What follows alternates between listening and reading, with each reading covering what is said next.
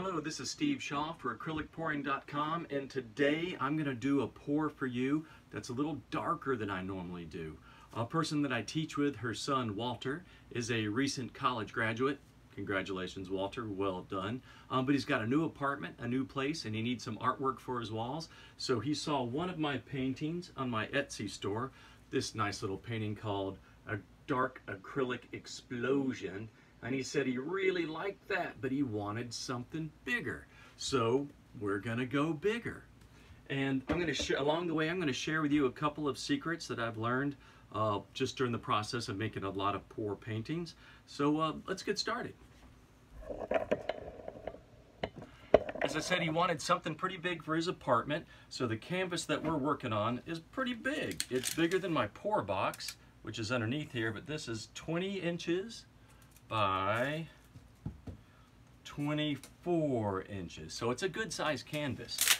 When I work on a canvas this large, one of the things I've discovered is at some point, it's not that important with smaller canvases, but at some point around the 16 by 20 inch canvas size, you need to become aware of whether or not your surface is level.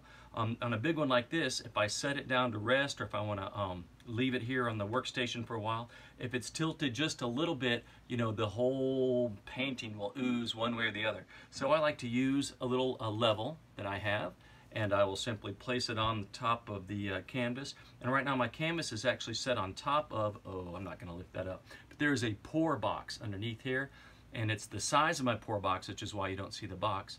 I put some cardboard pieces underneath here to catch the drips, because again, this is a big canvas. So with my level, things look good from left to right. Gonna put it on here. Things look pretty good from forward to back. I could actually lift this front edge up a smidgen, which I'm gonna do right now, just using a piece of cardboard as a little shim, and I'm just gonna scoot that underneath there, which should help that out a little bit.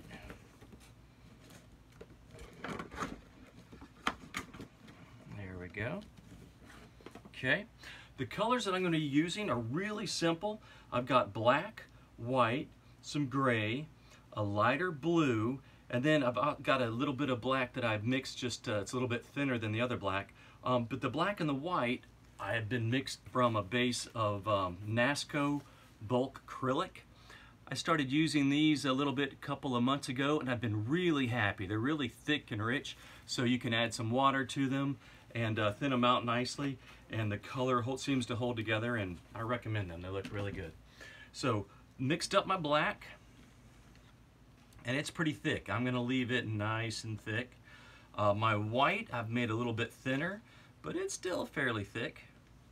Now I mix the white and the black together to get this gray, and you can hear it. That is really thin, and I've already added a few drops of silicone in there. I have a black that I've just added more water to, and you can hear just by the sloshing that that's a lot thinner as well. And then a blue, and I've got to be honest with you, I don't remember the name of this blue, but it's kind of a nice robin egg blue, and I've added a little bit of water to that. And to all of these, I've been adding, instead of Floetrol, I've been using Zinsser Paint Booster, right? I think it's the same idea as Floetrol, but this is a little bit thinner, a little more watery, and it's less expensive, which is the reason I use it. And the idea between the paint additive is just to give it something so the paint molecules hold together and don't crack when they dry. Now, the one thing I'm going to add that's a little bit special, I'm going to add some Folk Art Platinum, which is going to be like a shiny kind of silver in here, because even though Walter wants this black and dark and mysterious, I want a little bit of sparkle in there, a little bit of kick to give it some highlights. So that's what we're going to go for. I'm going to add a few drops of silicone to my white. 1, 2, 3, 4. To the blue, 3 there. Oh, what the heck, I'll put a couple of drops, 3, 4 into the black. This is approximately, I'd say 9 ounces of white, 16 ounces of black. This is probably 4 ounces of this blue, and then we're just gonna kind of wing it with the black and the gray as far as me adding into my flip cup, okay? So silicone is in there. I'm gonna give a little stir in here. a light swirly whirly in there with the black. And a little crisscross in the blue, not a whole lot though. Ooh, and I just realized I need a little bit of darker blue too. I've got a nice dark blue. You can see on there, really, really dark blue. This is kind of watered down as well. And I'll have to double check on the name on this dark blue, but it's nice and dark. But we're gonna need that to have light blue and dark blue in this painting. My plan right now is to do a flip cup, but I think I may do a flip cup in the middle and then do a dirty pour around the edges, but we're gonna play it by ear for right now. So first off, I'm gonna grab a cup for flipping and I'm gonna layer these colors in here. Again, he wants it really dark. A little bit worried about you, Walter, so dark. Just kidding. I'm gonna add a nice thick layer of black, a little bit of white. Gonna kind of pour that around the edges in there. Ooh, the white is already separating nicely in there. How about some gray? Swirling that. Little shot of blue. Boom, boom, boom, boom. And let's go a little more black. The black is, if you can see in the cup, the black is nice and thick, so it's sinking straight to the bottom. So you're really not seeing it, which is going to be good when we do flip this cup over. The black will push through, since it's heavier, it will push through the other colors and hopefully create some really nice cells. I'm going to do this nice, rich, darker blue. Gosh, that stuff's almost like water. Thinner black. Thicker black. Boy, I added a lot of that. A little bit of white. Boy, that blue is really pretty sitting on the surface. All right, this blue is pretty thick. This is gonna be so pretty. Gosh, I know I need more paint, but this cup is looking so good as far as a pour. All right, here's what I'm gonna do. I've got probably at least 3 ounces of black left in here. So I'm just gonna start pouring into this other cup. Nice layer of white.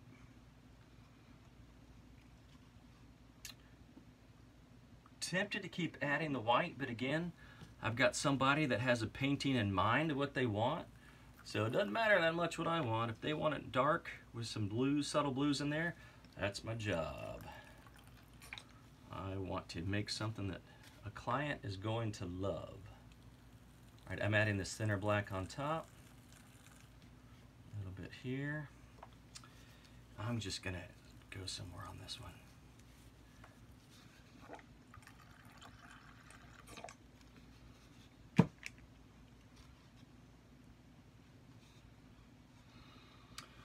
Okay, so for a 20 by 24 inch canvas,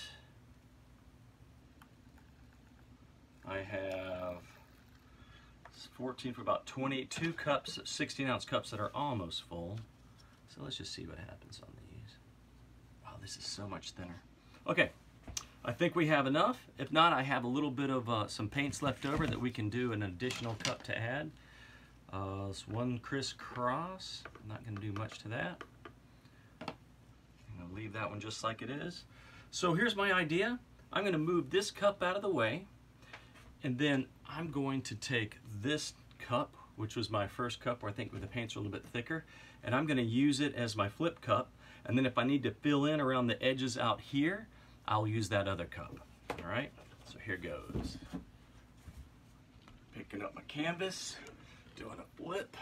All right, let's get this back in here. And I know there's going to be some drippage out of the side of the edge of my drip box, and you can see, or my pour box, you can see it down here again. My canvas is almost exactly the size of my pour box. All right, that's had plenty of time to sit. Here comes my favorite part, the moment where galaxies are made. Ooh,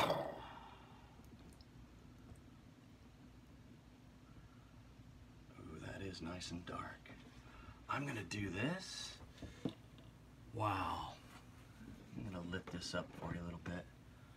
That, I think, is looking really pretty. All right, before I start tilting, gosh, that looks so good, especially this area right in here. The blue and the gray just look beautiful together. All right, oh, there's so much goodness going on in there. I'm going to take this my other cup and do a little bit of a pour around the edge. I don't want to stretch this out too much. Recently, I don't know if you saw one of my videos recently, but I had it was called Keeping It Classy, and I had a beautiful, beautiful pour on the canvas, and by the time I was done stretching it out, it had lost all of its charm, all of its, not all of its beauty, but most of it. I was kind of disappointed. So, trying this trick right here. So again, flip cup in the middle, and then I'm doing a dirty pour with that other cup around the edge, and hopefully that will help me disperse the paint but still keep beautiful pattern inside. And so far, I'm digging on this. All right, tilting time.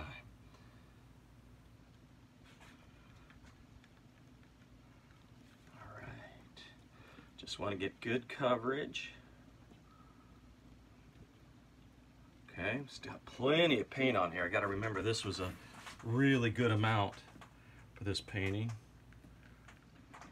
Wow. Okay. Oof. I love this pour painting stuff. Holy cow. I really do. This is beautiful. I might touch the sides up a little bit, but I mean, there's great color, there's great pattern. It's dark and mysterious. I think it's definitely got that galaxy pour feel to it. And I am not going to do much more to this. I will go grab my my torch, and we'll see if a few cells come out. But look at this thing. It's beautiful. I'm not even gonna touch it. Okay, so I'll be back in 1 second with the torch. When it's time to torch your paintings, remember you torch it to heat up mainly the silicone that's within the paint to create more cells. You can use a smaller torch. I like to use this larger propane torch that you can get at a do-it-yourself store.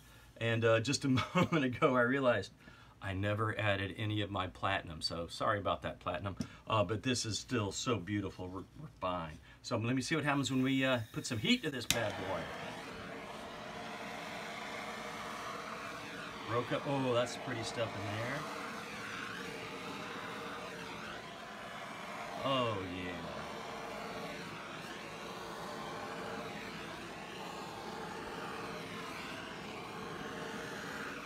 Wow.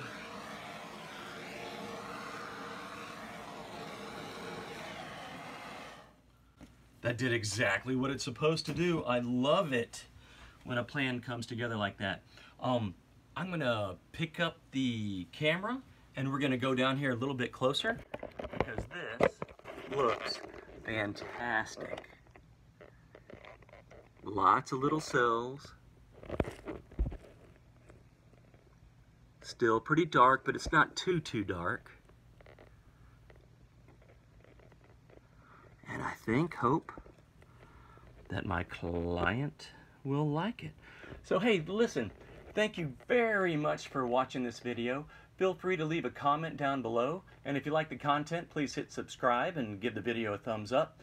Also, pretty much all my paintings are going to be for sale at my Etsy store. So if you go to Etsy.com and search for Art by Steve Shaw, you'll find my paintings there at a very reasonable price, and shipping's always free. Thanks for watching. Bye.